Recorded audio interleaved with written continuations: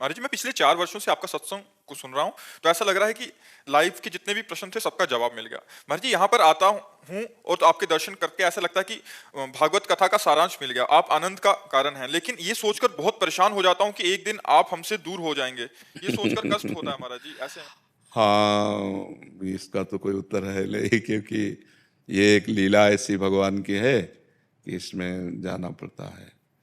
अब जितनी आयु है, जितनी श्वास है, उतना ही जीवन रह सकता है, इसके अलावा नहीं। एक सेकंड भी नहीं। ये ऐसा फाइनल डिपार्टमेंट है, एक सेकंड भी नहीं। राधा भी पूरा नहीं बोल रहा तो बस फिदा नहीं बोल पाओगे, चलो। ऐसा है, इसलिए जब तक श्वासें हैं तब तक आनंद ले ले, फिर तो भगवान की लीला है। इसका नाम मृत्यु लोक है, यहाँ मरना ही पड़ता है और ये मरना ही पड़ेगा। देखो कितने अच्छे अच्छे महापुरुष अंतर ध्यान हो गए, चले गए। नहीं, वो महापुरुष रहते तो इतना कलयुग अपना प्रभाव ना दिखा पाता। आचार्य जन, बड़े बड़े महापुरुष जन सब अंतर ध्यान, जाना पड़ता है। बड़े बड़े वीर, बड़े बड़े दिग्गज विद्वान, ज्ञानी, महात्मा, त्यागी, वैरागी, और समंजर की कल्पना करके बड़ा डर लगता है। हाँ बिल्कुल, अपने प्रियजनों के विछोह की भावना मात्र से ही हृदय व्याकुल हो जाता है। पर अब ये लीला ऐसी है कि इसमें होता है, ऐसा होता है।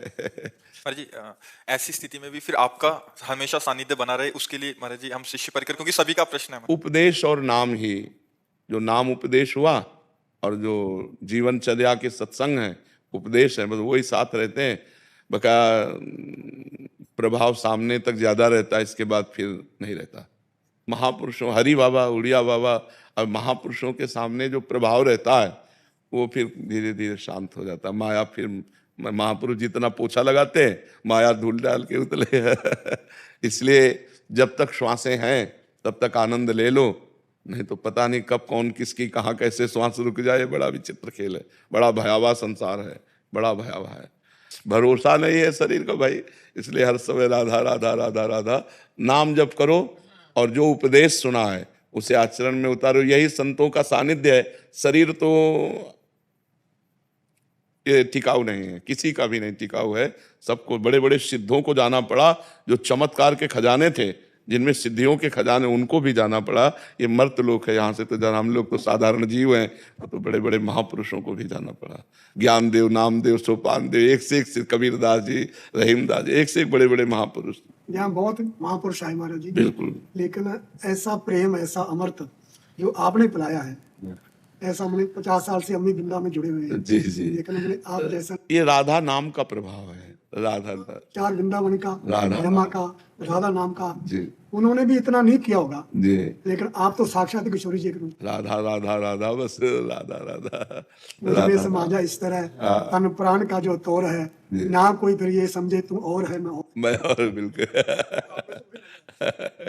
जी चाहता है बार बार तुम्हें देखता रहूं, ऐ हुस्न की सरकार तुम्हें देखता। दीक्षा जी, राधे राधे महाराज जी। महाराज जी, मेरा नाम दीक्षा है। मेरी हमेशा से जिज्ञासा ये जानने की रही है कि दीक्षा का वास्तविक अर्थ क्या है। मानव जीवन में गुरु दीक्षा का क्या महत्व है महाराज जी? मानव जीवन में तो पूरा महत्व ही महत्व है गुरु दीक्षा का। बिना गुरु दीक्षा के जीवन का कोई अस्तित्व ही नहीं है। और दीक्षा का तात्पर्य होता है अपने हृदय की गुप्त मंत्रणा, अपने हृदय की गुप्त आध्यात्मिक ज्योति प्रदान करना। जो जीवन भर हमने भगवत प्रताप से प्राप्त किया, वो किसी को प्रदान करना, आध्यात्मिक। दीक्षा शब्द आध्यात्मिक है। तो अपने जीवन, नाम सुकृत धन अपनी जीवन अतिहित मान देत वरदान।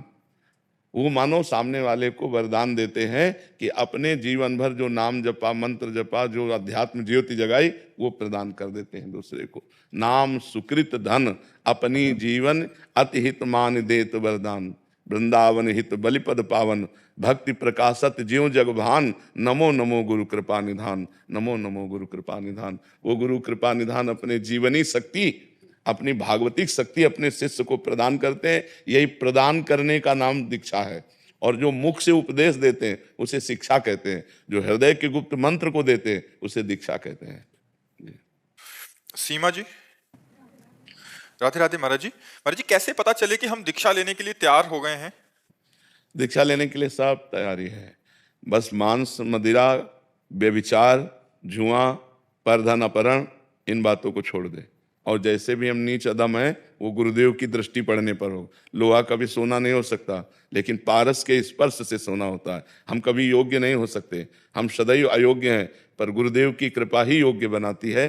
तो हम अयोग्य होकर गुरुदेव की शरण में जाएंगे तो सच्ची शरणागति होगी। अगर हम अपने को योग्य समझकर गुरु की शरण में जाएंगे तो शरणागति ही नहीं होगी। असरण शरण श्याम जी को बानो। जब हम असरण हुए तब शरणागति हुई, जब हम अयोग्य हुए तब गुरुदेव की शरण हुई। तो हम अयोग्य हैं, पर ये बातें नहीं होनी चाहिए जो मांस मदिरा व्यभिचार द्यूत क्रीड़ा पर स्त्री गमन आदि और पर द्रव्यापहरण आदि, ये जो बहुत महापाप हैं, ये नहीं होने चाहिए। और फिर गुरु की शरण में जाए तो बहुत जल्दी लाभ प्राप्त होता है। और फिर दूसरी बात, हम जैसे हैं वैसे गुरु की शरण में चले जाए, वो संभाल लेंगे। अस्पताल बना ही बीमार लोगों के लिए है। अस्पताल के बाहर लिख दे कि आपको टीबी कैंसर किसी भी तरह का रोग ना हो, फिर आप एडमिट होइएगा, तो अस्पताल हंसी का पात्र होगा कि नहीं होगा? भाई अस्पताल तो हाई रोगी लोगों के लिए। तो अयोग्यों के लिए ही शरण शरण गुरुदेव भगवान है, जो अपने जैसे नीचों को भी स्वीकार करके महान बना देते हैं। तो हम कैसे भी हों, अगर हमारे अंदर प्रबल इच्छा जग जाए कि मुझे भगवान से जुड़ना है, तो गुरुदेव से जुड़ जाना चाहिए। वो यही योग्यता है, प्रबल इच्छा होना ही योग्यता है। आदित्य जी, इंदौर से। महाराज जी, कई बार हम सांसारिक गीतों पर आपको याद करके भाव विभोर हो जाते हैं, उस रचना को भी सौभाग्यशाली। हम भी होते हैं। ये तो बात है कि जैसे कभी हमको भ्रमण करते थे और कोई संसारिक गीत जैसे कान में पड़ते ही एकदम सन से हुआ, अरे, और एकदम बिल्कुल तन्मयता भगवान में ही कि प्रभु कैसे आपके बिना जिए। तो शब्द तो सांसारिक है, बात बहुत जोर की है। कभी कभी ऐसे शब्द पढ़ते हैं जो ऐसे दिल को एकदम छू जाते हैं, तो अपने अपने प्रीतम में जुड़ते हैं। वही बलमा है, वही सजना है, वही प्रीतम है, वही प्यारे है, वही जीवन है सबके। अगर बलमा से असली बलमा निकल जाए तो फिर उन बलमा को जला दिया जाता है, ले जला दिया जाता है। वही बालम है, वही प्रीतम है, वही प्राण प्यारे, वही साहब है, वही भगवान है, वही प्रभु है। तो लक्ष्य करके यदि हम संसारी पुरुष को उसे देखें तो वो बात संसारिक हो गई, तो अगर उसे प्रभु में देख लें तो बहुत जोर की हो गई। वो आप स्वीकार करते हैं, भाव बनता है तो वो आप स्वीकार करते हैं, आए हो मेरी जिंदगी में तुम बाहर बन। हाँ, भाव अगर भाव करे तो बहुत सुंदर सुंदर भाव है। अब संसार में जोड़ोगे तो संसारिक हो जाएगा, अगर इसे भगवान में एकदम जोड़ो तो कैसा है, एकदम भावपूर्ण है। तो कुछ शब्द ऐसे हैं जिनको अगर हम भगवान से जुड़ते हैं, हम इष्ट से जुड़ते हैं, गुरु से जुड़ते हैं, तो हम तो ध्वनि में राधा नाम कीर्तन करवाते हैं, ध्वनि में राधा नाम कीर्तन। हम उसका उद्देश्य क्या है, बात यह है कि हम बहुत बना के बोल रहे हैं, लेकिन उद्देश्य यदि संसार है तो घटिया है, और हम बिल्कुल खड़ी भाषा में बोल रहे हैं, लेकिन उद्देश्य बढ़िया है तो वो बढ़िया बात हो जाती है। अगर हमारा भाव जुड़ा और एकदम भगवान से जुड़ गया तो फिर उद्देश्य हमें तो मतलब। एक दिन देखा कि एक बारात जा रही है, लोग खूब मत नाच रहे हैं, और माधुकरी मांग के पा के निकले थे बिहारी जी की गली से।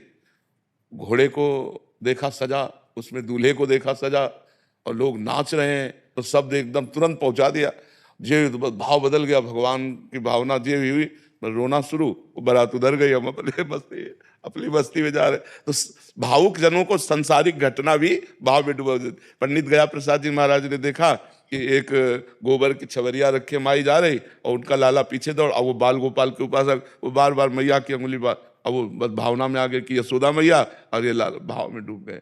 एक बार वो जो सर्प करने वाले होते ना, सपेरे, वो, हाँ, तो वो संत वेश में ऐसे लाल कपड़े, वो साष्टांग दंडवत ऐसे। शिष्यों ने कहा महाराज जी ये संत नहीं। अरे बोले संत साक्षात संत। भावुक जनों को संसारिकता में भी साधुता और संसार में भी भगवान नजर आते हैं, और जो संसारी पुरुष होते हैं उनको भगवान में भी संसारिकता नजर आती है।